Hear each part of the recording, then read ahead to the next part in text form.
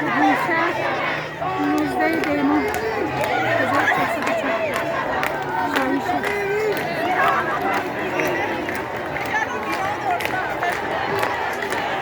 بی آخرین نبرده پهلوی برمیگرده.